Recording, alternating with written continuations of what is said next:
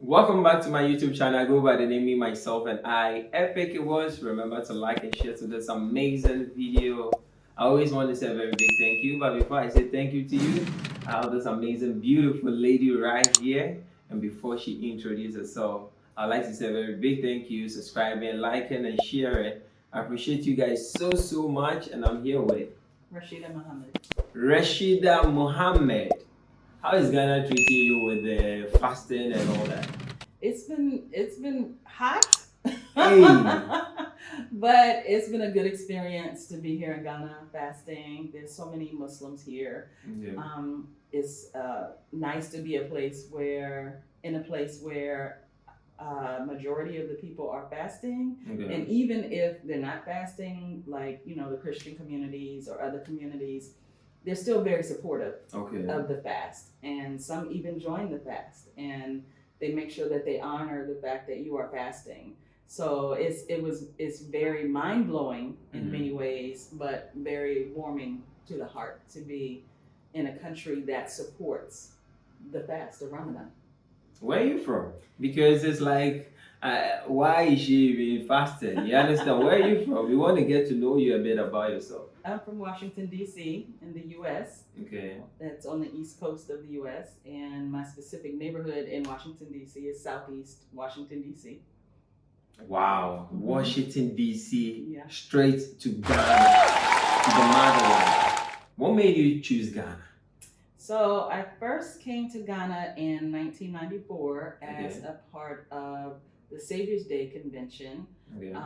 That was under the leadership, or is under the leadership of the Honorable Minister Louis Farrakhan. He invited us to Ghana to have our convention here, Okay. and the Honorable President Jerry Rawlings opened the convention and opened Ghana to us, Okay. and really made us family at that point. Wow. And after that, I came again in 2011 as a part of my graduate work to do some research in the Volta region.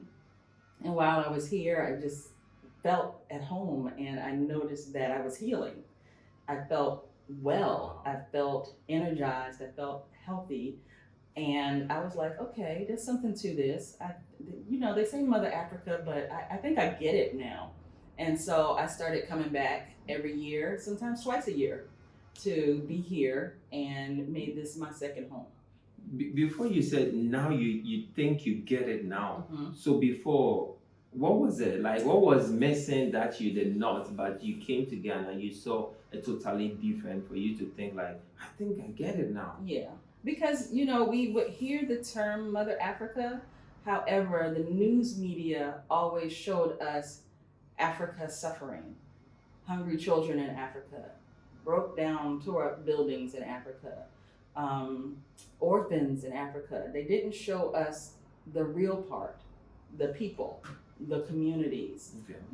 the building, the progress that's going on. They didn't show us that, and they didn't tell us that Mother Africa means just that. When you are here, you feel like there's something familiar that you cannot describe, that you cannot put your finger on. So when I'm walking, I feel at home. When I'm walking down the street, I see all people that look like me. Wow. That's amazing. When I go into the store to go shopping here, no one follows me, Wow. thinking that I'm going to steal something. Okay? That's a very real pressure. And that's just an example of different pressure we feel as Black people in America. When I'm walking here, I feel safe. And it's interesting because sometimes friends and family, when I tell them you're ready to go to Ghana, they may say stuff like, "Oh, well, be safe. Well, be careful." And I'm like, I'm safer there than I am in my neighborhood at home. Okay. And I live in a pretty decent neighborhood, but of course, you have to be safe and you have to be smart wherever you are. But there's this portrayal that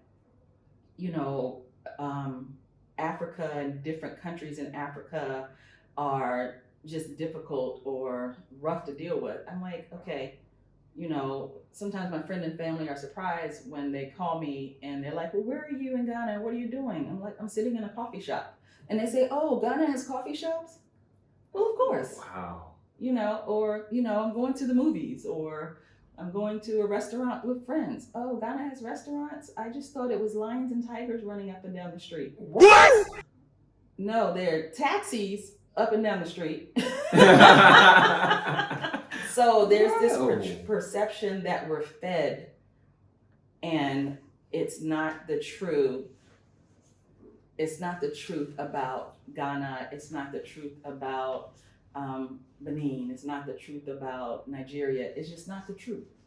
A lot of our people are educated, yes, but a lot of our people do not know what Africa is. They do not know that this is a place that has many areas that are just as modern as what you find in the US.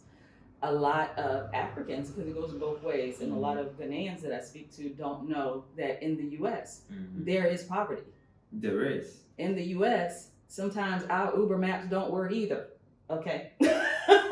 And then some people made it look like everything is okay, like over there, but here in Africa, like there's so many things we are developing. We have so many resources and all that. Yeah. You understand? And when we talk about resources, what do you think, as African American, getting to know that Africa has so many resources, how do we refine them and make it better?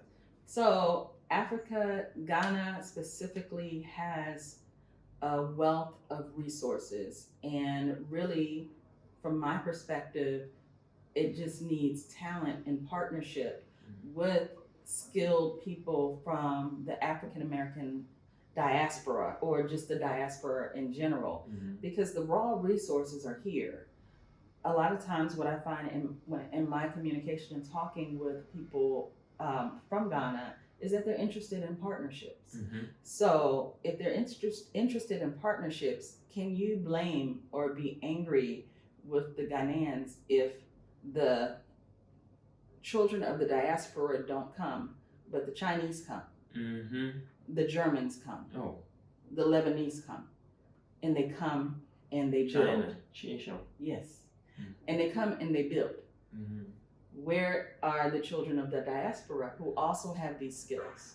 So, that is one of the things that I think that needs to happen, those partnerships and the thinking. Ghana and different Ghanaian builders and entrepreneurs, they need partners that will think with them and that they can help them see, okay, well, this is another way to do this.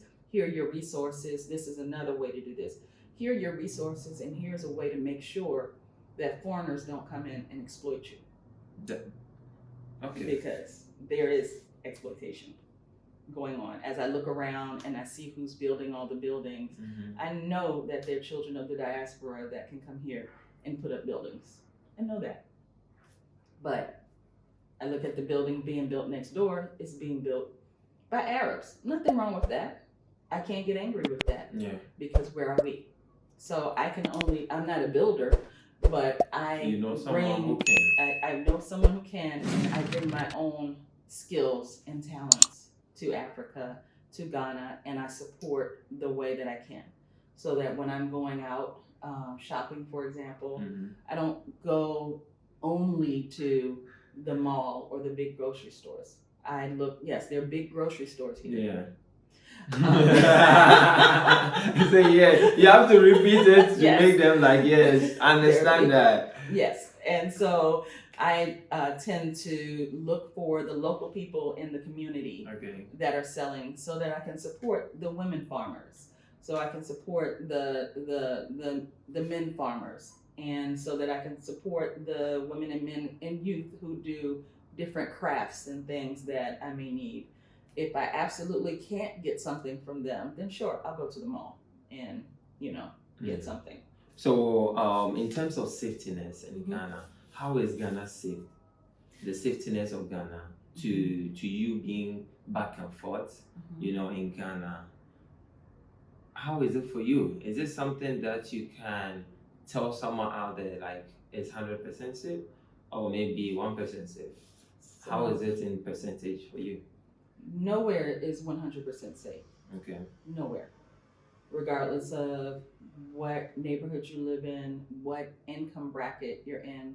Nowhere is 100% safe. However, I traveled to Ghana alone. I traveled to Ghana by myself because I'm safe. I feel safe.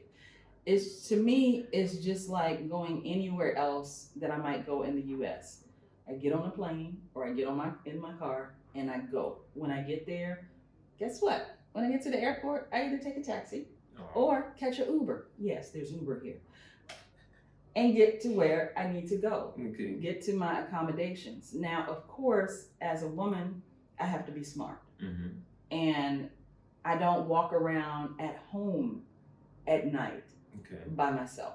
So I'm not going to walk around here at night by myself, because there's always people who are up to mischief wherever you are.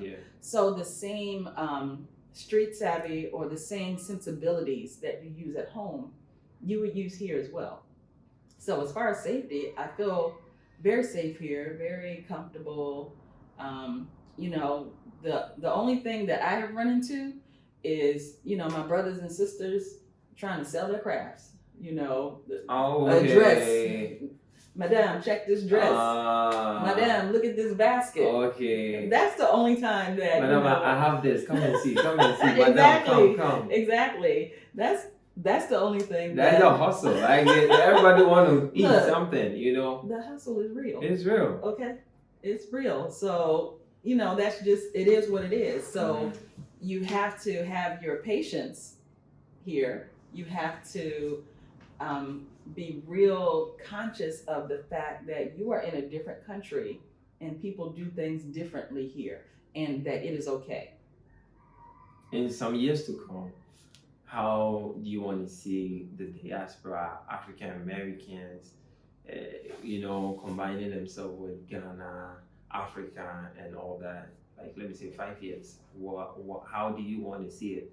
So I would love to see more children of the diaspora come and interact. And the first thing I would love to see is that the children of the diaspora who come, regardless of whether you come to Ghana or Benin or Nigeria or, you know, West Africa, you know, Kenya, places like Ethiopia, regardless of where you go, where you decide to make your contribution, that you walk in with a level of respect. Okay. You walk in with a level of humility, because we're all one, but we're also all different. And we cannot come here with the same level of expectations of what we see at home in the US.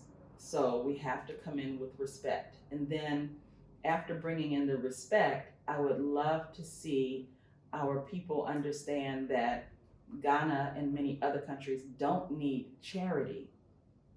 They don't need a handout. They need a hand up. They need help with different things, just different thought partners. The Ghanaian people are a beautiful people, a kind people. You know, just like with our children at home, there's genius everywhere. There's genius and creativity and ingenuity. They just need partners to work with. Have you ever worked with any Ghanaian, like in terms of your business that you're doing? Is there any Ghanaian in it? And Yes. if there is any Ghanaian in it, how was the experience like working with Ghanaians? It's very interesting that you asked that. So back in 2011, me and a few of my colleagues, along with some Ghanaians, launched an NGO. And even though we launched it in 2011, I still consider it a startup because we're still trying to figure it out. So we were very deliberate in making sure that Ghanaians were the ones that were running the NGO, because once again, it's not about a handout. One of the things that I think needs to happen is that there's been a struggle to get Ghanaians to support the NGOs, because there's a mindset, and I could be wrong, you can correct me in the comments if I'm wrong, I could be wrong, but one of the most difficult things that we've had is getting Ghanaians to contribute to the NGO. And the NGO is designed to help their community. Okay. Yeah. So, of course, we have people from the US, people from different places that have made charitable contributions, but it's very difficult to get Ghanaian buy in to the NGOs. And I know that I feel that that's a matter of perception and helping the Ghanaians in that community to understand that this is for you and you should be self supporting. And yes, I know it's difficult. And yes, I know you may not make the same type of wages, but even if you can't contribute, can you come and contribute 5 minutes? Can you come and maybe show us how to do some things? There's different ways to contribute other than just money. Wow. There's so many ways